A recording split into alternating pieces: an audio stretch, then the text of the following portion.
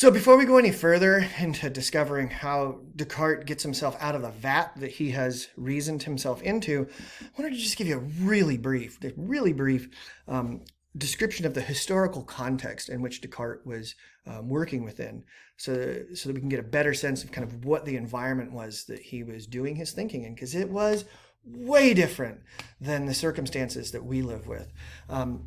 It was a really amazing time when Descartes was alive. He existed during the Renaissance. This idea that this is the time when Western civilization is being reborn, right? The Renaissance.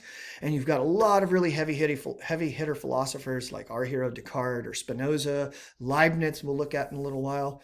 But you've also got people like Christopher Marlowe and Shakespeare doing their stuff. So there's an incredible amount of sort of cultural energy taking place when Descartes is doing his work.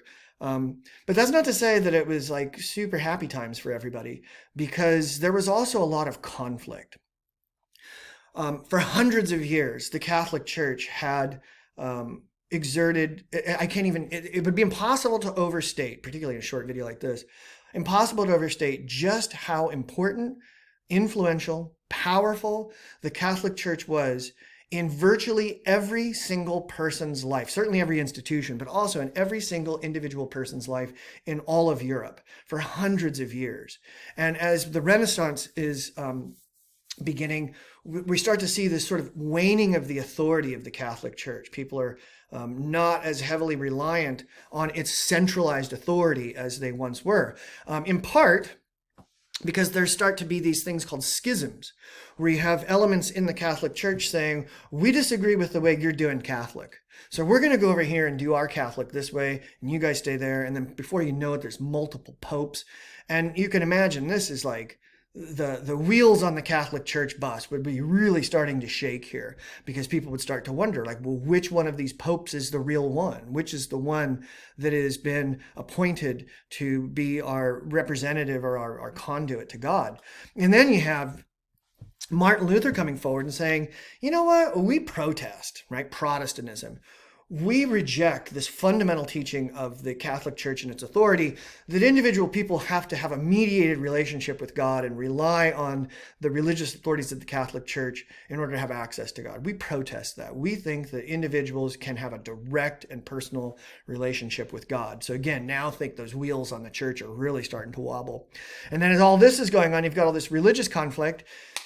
You got these newfangled sciences that are developing in all kinds of areas, where Newton and Galileo and Kepler and Copernicus they're coming forward with claims about the structure of the universe that are in direct conflict with church teachings.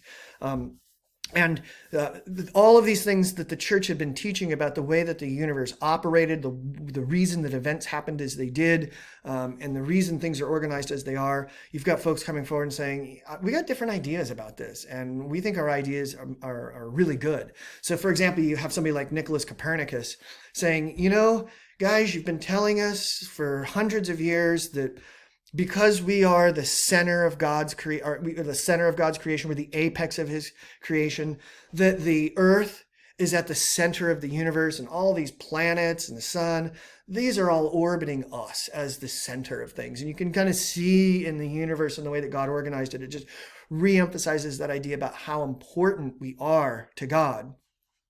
And Copernicus comes forward and says, yeah, I don't think so. I think it looks to me like we're all orbiting the sun, and the earth is just one of many planets doing that, and there's nothing particularly special about the way that the earth is positioned in the universe.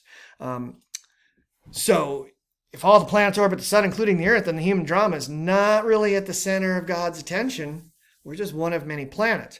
But fortunately for Copernicus, the church leaders could say, well, you're clearly wrong, Nicholas, because we can clearly see that the moon is orbiting Earth and not the sun, obviously. And so therefore we reject your idea. It's obvious. You're obviously wrong about this.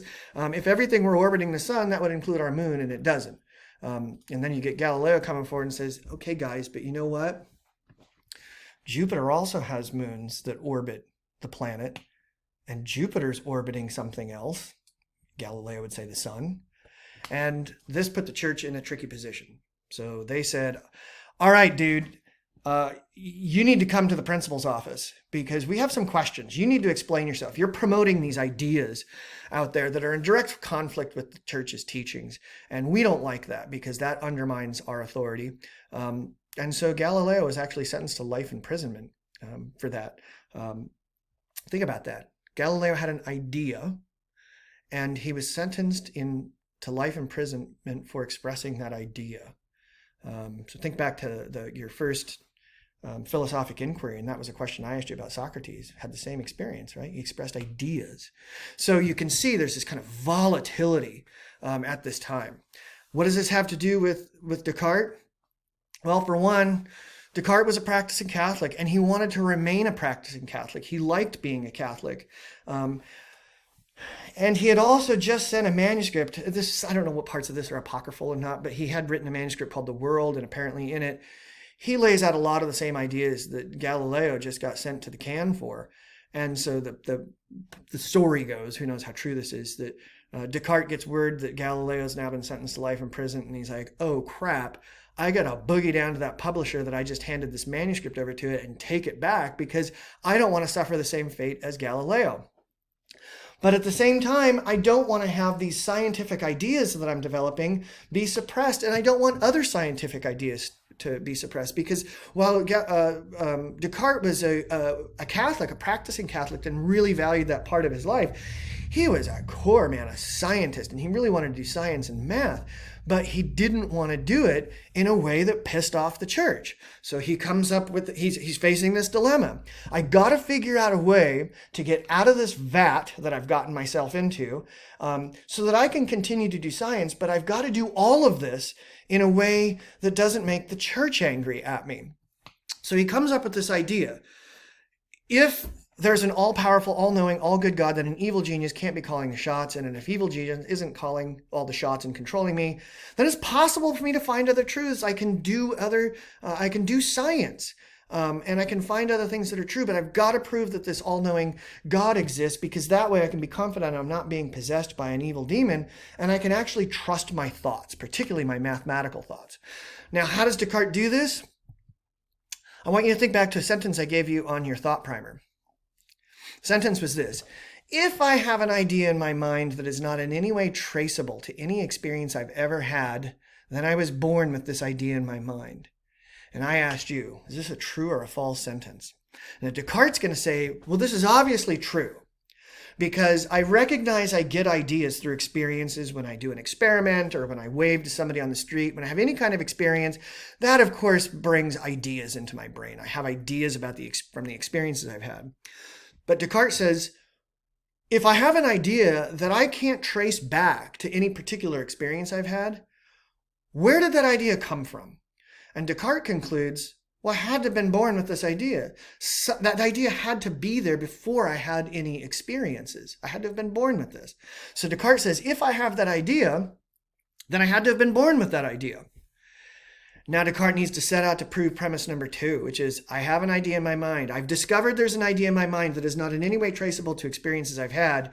Therefore, I will be able to draw the conclusion I was born with this idea. And Descartes thinks, if I can prove that there's one idea that I was born with, then maybe I can use that as the foundation for working my way towards proving that God exists. I've got to prove first that this innate idea actually exists. In the second meditation, Descartes starts to get at this a little bit. He's sitting there by the fire, he's bundled up in his blanket, and he's got his wax candle there in the room. And he notices that when he looks at the candle, it has a particular shape and a particular size and smell and structure. And he even talks a little bit about it appears this way as the candle. And when I smell it, it has a particular smell to it. And I can feel it. It has this kind of ribbed feeling to it. And he even says at one point, I can wrap it with my knuckles.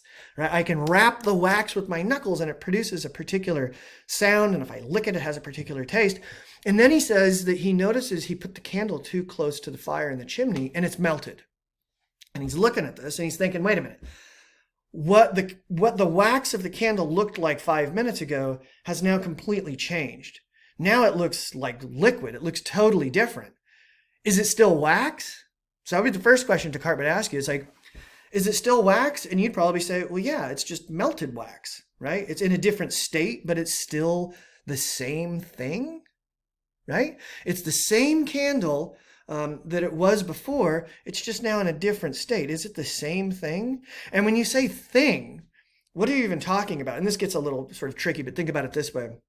If you took away we would probably agree that the way a candle appears is an attribute of the candle or a property of the candle. The way it smells is a property of the candle. The way it feels and sounds and tastes, these are all properties of the candle. And so then Descartes would say, take all of those things away. Take away the way it appears, the way it smells, the way it feels, the way it sounds, and you should be left with the candle that possesses all of those properties. But of course, you and I can't even think of a candle without those things. So Descartes draws a pretty significant conclusion from this. He says, I have this idea that the candle's a thing with these properties, that there's some sort of substance there, but I've never actually had this experience of the thingness of the candle. I've just experienced its properties. And yet I have this idea of thingness in my head. I have this idea of substance in my mind. And yet I've never actually experienced the substance of the candle. I've just experienced the property of the candle that has a particular texture to it. But I've never really experienced the candle qua candle, we might say. And so for Descartes, this is really important. He's saying, aha, I've never experienced any two things in reality that were the same. They may be really super similar, but at minimum, they're in different locations. So I've never had the experience of anything being the same. And yet I recognize that melted candle, that melted wax is the same wax as it was when it was in the form of a candle. It's the same. And so Descartes concludes from that, this idea of sameness or identity, he calls it, this idea of identity, it's nothing I've ever actually experienced. And yet it's a thought in my mind. It must have been a thought I was born with. Same thing with this concept of substance, right? We can experience all the properties of the candle, but if we strip all those properties away, we've suddenly got nothing left that we can perceive. And yet we have this idea of substance, substances that possess properties. But Descartes believes, well, we've never actually had any direct experience of substance, only the properties of substances. Therefore, Descartes says, I must have been born with the idea of substance as well. And then I go out and I can apply that concept to things that I experience in the world around me, even though I don't actually experience the qualities of substance itself. I never have seen two things that are the same. And yet I've got this idea in my mind of identicalness, this idea of sameness, okay? So what you're seeing here in Descartes is this like super powerful reliance on his own reason over authority. And this is what makes Descartes distinctly modern, right? This is a feature of modernism, of modern thought, that we rely on reason rather than authority to draw conclusions about what must be true. Okay, so we're going to take this idea that Descartes has now concluded it is true that I have ideas in my mind that I was born with. And so now the challenge he faces is, can I build on that to prove that the God I believe in actually exists? Because if I can do that, evil genius is gone and I can start to do science and math again.